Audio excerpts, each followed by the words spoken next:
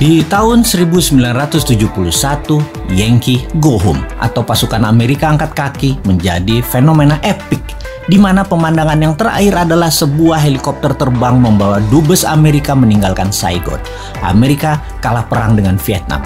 Amerika membela Vietnam Selatan, Vietnam Utara yang komunis menang pada akhirnya. Kemarin kejadian berulang lagi di Afghanistan. Sebuah helikopter terbang di atas American Embassy membawa dubes Amerika keluar Kabul. Yankee Go Home. Taliban yang beraliran khilafah menang. Amerika kalah perang lagi. Setelah sejak tahun 1991 menguasai dalam tanda kutip Afghanistan. Taliban hanya dalam 10 hari pergerakan bisa menaklukkan Kabul. Taliban dengan kekuatan militernya menguasai Afghanistan. Terbayang masa kegelapan manusia dihadapi penduduk Afghanistan. Pemahaman garis ortodok agama dibawa ke pemerintahan bernegara Afghanistan baru di bawah Taliban. Siapa yang memberi go ahead terhadap Taliban? Siapa lagi kalau bukan Putinnya Rusia? Sejak Maret 2021 ini, Rusia dukung penuh Taliban. Dendam tahun 1991 ketika Uni Soviet ditendang sekutu Amerika menjadikan Rusia terus menarget Afghanistan. Sama deh, ketika Newman nanti jadi, Timor Leste tetap dilirik untuk memberi pelajaran ke Australia. Dan pastinya memberi pelajaran pada pemimpin bangsa yang bisa dikatakan lemah, tak bervisi dunia sebelum Newman yang melepaskan Timor Timur dan kalah dengan Australia. Juga tidak ada usahanya untuk mendapatkan Timor Timur kembali. Cara Newman nanti jauh lebih elegan dalam mengambil Timor Timur.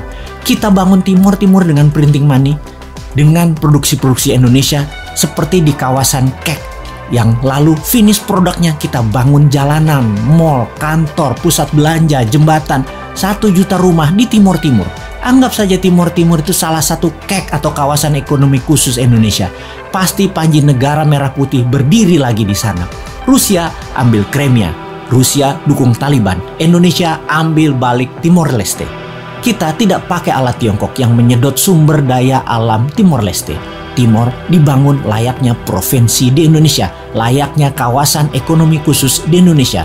Nanti ada referendum di sana, mau integrasi kembali dengan Indonesia atau menjadi wilayah khusus seperti Guam di bawah Amerika, atau seperti Puerto Rico di bawah Amerika, atau seperti City of London di bawah Union Jack, seperti City of Vatican di bawah Italia. Apapun itu, bendera merah putih dan rupiah serta emas, transaksinya berlaku di sana.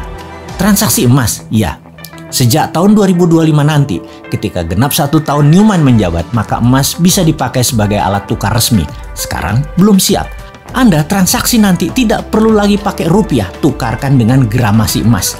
Ditarget dalam 3 tahun, 70% transaksi di Indonesia pakai emas. Karena di 30 kawasan ekonomi khusus, termasuk Timor Leste, emas dipakai sebagai alat transaksi. Transfer ke sesama tabungan rekening emas.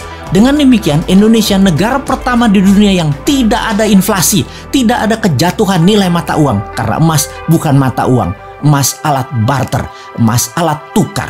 Jadi, waduh, jauh bener ya 2025.